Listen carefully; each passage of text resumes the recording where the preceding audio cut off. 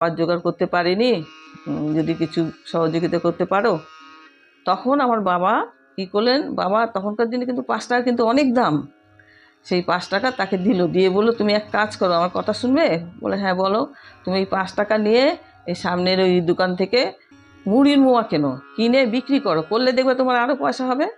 পয়সা হলে তারপর তুমি ছেলে মেয়েদের জন্য একটু বেশি কিছু নিয়ে যেতে পারবে।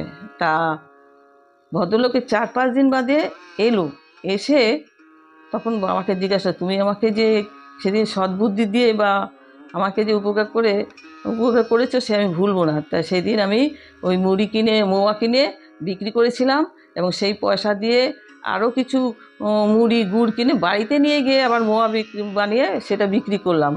এখন আমি মোটামুটি সেই মোয়া বিক্রির কাজই আমি করছি, এবং মোটামুটি আমার এখন ভালো চলছে।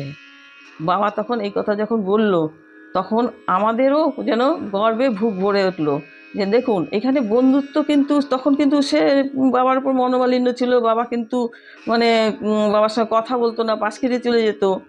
অথচ আমার মনে হয় সেই ঠাকুরের দয়াতেই হয়তো, যে ঠাকুরের যেহেতু উনি দীক্ষিত ছিলেন, হ্যাঁ, সেই জন্য উনি হয়তো ওই এত বড় একটা কাজ করতে, যে আমার ছেলেমেয়েরাও তো না খেয়ে ঘরে পড়ে আছে, সেই চিন্তা না করেও তাকে ওই টাকাটা দিয়ে তাকে সহযোগিতা করলেন।